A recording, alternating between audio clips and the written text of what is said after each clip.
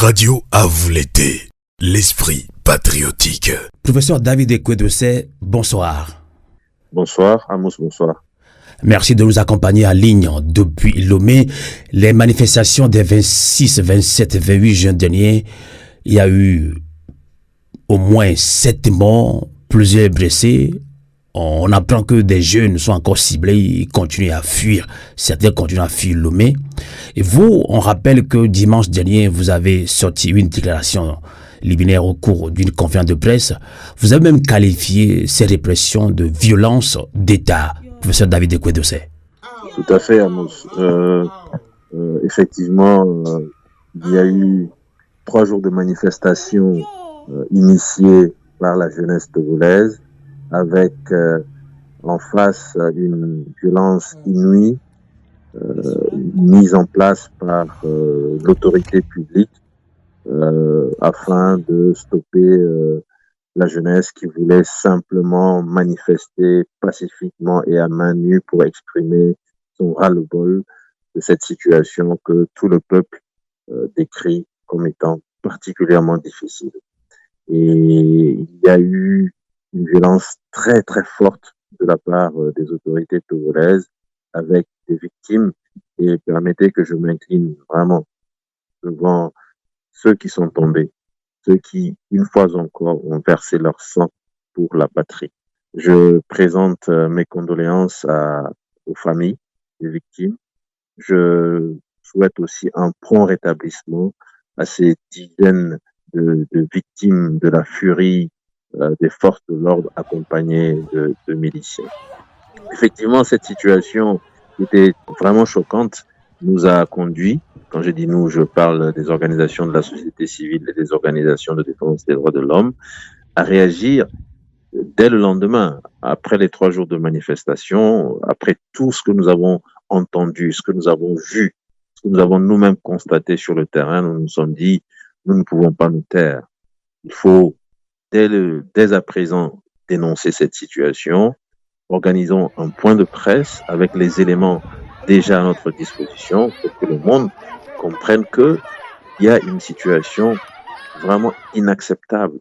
Il y a quelque chose qui est en train de s'enraciner, de se développer dans notre pays qui est inacceptable et qui détruit l'humain. C'est pour cela donc que dès le dimanche, nous avons fait ce point de presse avec cette déclaration dont tu viens de parler. Et dans cette déclaration, nous avons relevé cette violence d'État, des forces de l'ordre et des miliciens qui ont agi de façon impunie, puisque les exactions sont là, elles sont suffisamment documentées, mais jusque-là, nous n'avons pas entendu que la justice a arrêté les coupables. Voilà donc l'impunité qui, une fois encore, est en train de prendre corps dans notre pays. Des gens ont réagi avec une violence inouïe contre des jeunes, contre des citoyens. Ce ne sont pas des assaillants, c'était des jeunes sortis à main nue, la fougue de la jeunesse, l'euphorie de la jeunesse.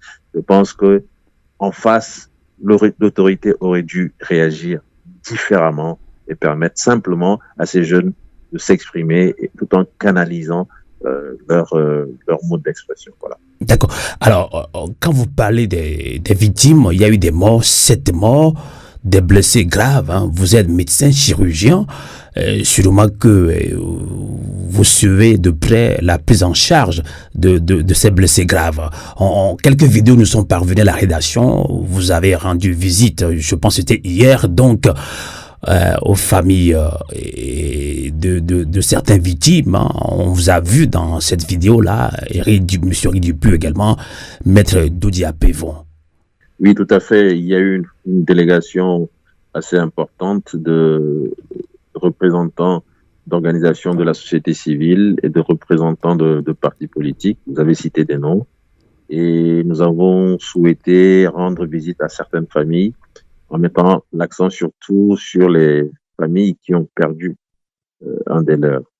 Et à moi, je dois le dire, c'était des témoignages très poignants.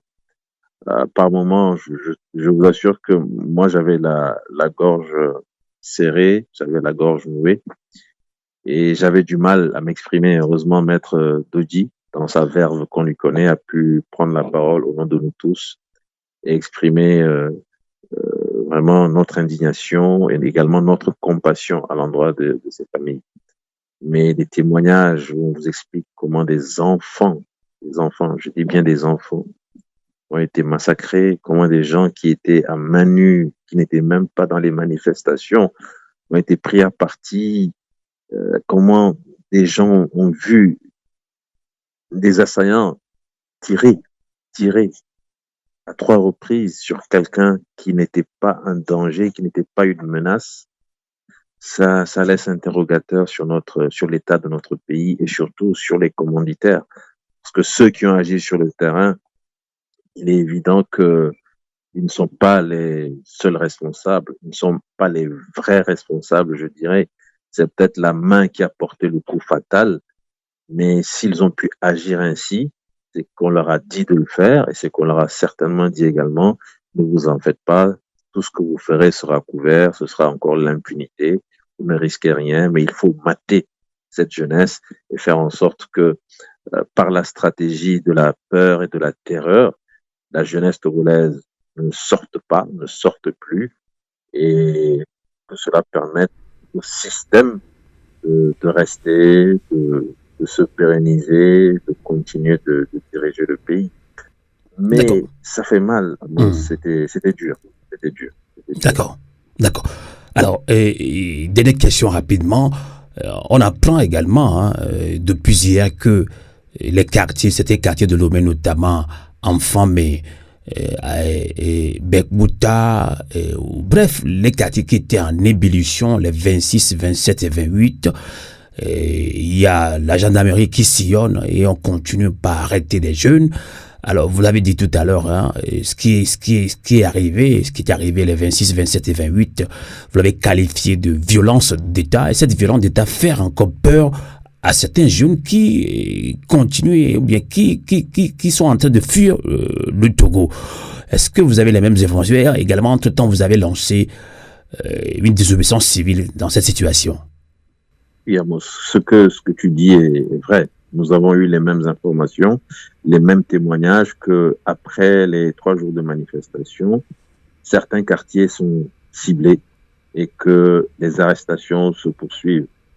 Je pense que l'autorité a décidé de continuer sa stratégie et l'objectif c'est certainement de faire en sorte qu'il y ait moins de jeunes aptes, valides et capables de répondre à un prochain appel à manifester. Je crois que c'est quelque chose de très dangereux et ça prouve en tout cas que l'autorité n'a pas encore compris que cette stratégie de la terreur ne peut plus marcher cette fois-ci. Il vaudrait mieux, au vu du contexte actuel, voir comment faire baisser la tension sociopolitique. La frustration a atteint un degré très important.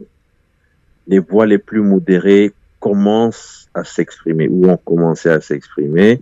Nous avons vu des évêques à plusieurs reprises. Nous avons vu des gens qui sont du système, qui connaissent le système de l'intérieur, commencer à s'exprimer. Je veux parler de l'ancienne ministre des Armées qui a dit des choses qu'on ne peut pas nier puisqu'elle connaît le système de l'intérieur. Donc c'est une situation assez nouvelle, mais on a l'impression que pour le pouvoir, la seule stratégie, c'est la violence, c'est la terreur. Et je pense que c'est une grosse erreur parce que cette fois-ci, ça ne fonctionnera pas. Il faut arrêter ces arrestations de jeunes, tout simplement parce qu'ils sont jeunes et valides, mais chercher des voies et moyens permettant de ramener le calme, de faire baisser la tension et surtout d'apaiser les frustrations. Toutes ces personnes qui sont en détention depuis des années, en détention arbitraire, les personnes n'ont rien fait, je pense à Fadel et à ses co-détenus. Il faut peut-être réfléchir très vite à leur redonner la liberté. Tous ces jeunes qu'on a arrêtés lors de ces manifestations et qu'on voudrait juger, je pense, demain ou dans les prochains jours, il faut que la justice comprenne que ces jeunes ne doivent pas aller en prison. Il faut apaiser les cœurs. Vous imaginez toutes ces familles meurtries, des familles qui ont perdu un des leurs, et même des étrangers qui sont restés dans cette affaire, puisque on sait qu'il y a 2 Béninois qui font partie des victimes, Et hier, c'est au cours de la visite que nous avons compris que celui qui fut l'objet de coups de feu, en fait, il est originaire du Gabon. Voilà donc la réalité. Et le Togo aujourd'hui a une image qui ne nous fait pas honneur. Voilà, donc ça, vraiment, je pense que la balle est dans le camp du pouvoir. Il faut qu'il fasse un gros effort pour ramener le calme, ramener la paix, faire baisser la tension et la frustration et voir comment est-ce qu'elle peut permettre de rehausser l'image de notre pays. C'est la première chose. La deuxième chose, c'est la désobéissance. Nous sommes actuellement en période de deuil. Nous sommes en train de penser aux victimes, de penser aux blessés, de voir comment est-ce que ceux qui ont eu des fractures, on peut les aider à se faire soigner. Certains ont déjà été soignés, certains sont hospitalisés, d'autres sont à la maison, etc., etc. Il faut qu'on s'occupe de tout ça. On ne peut pas laisser les victimes seules. Et hier, par exemple, également, lors des visites, les familles nous ont dit, nous souhaitons enterrer, parce qu'il y a des corps qui sont à la morgue. Nous souhaitons demander à récupérer les corps et à les enterrer. Mais est-ce que, au moment de l'enterrement, vous pourrez nous aider? Nous avons dit aucun souci. C'est vous qui décidez. En tout cas, ça, c'est la réponse de Maître Apévon. C'est la famille qui décide. Si la famille veut une autopsie, elle peut le demander. Ou elle peut demander l'autopsie. Donc, une autopsie. Ou si la famille veut enterrer, elle peut demander à récupérer le corps. Nous allons vous accompagner. Et le moment venu, lors de l'enterrement également, soyez sûr que vous ne serez pas seul.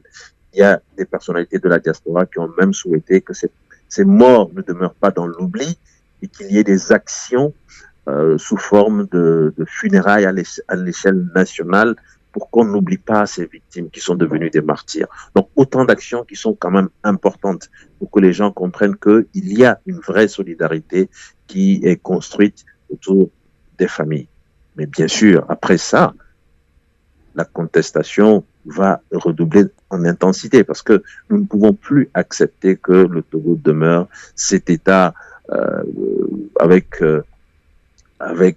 autant d'illégalités mises en place par ceux qui sont chargés pourtant de veiller à ce que la loi soit respectée. On a l'impression que c'est les premiers dirigeants qui sont les premiers hors la loi et ça ne fait pas, ça n'aide pas à construire l'état de droit, ça n'aide pas à construire le vivre ensemble et donc il faut y mettre fin. Et la désobéissance, elle va se faire, elle va se construire, elle va se renforcer.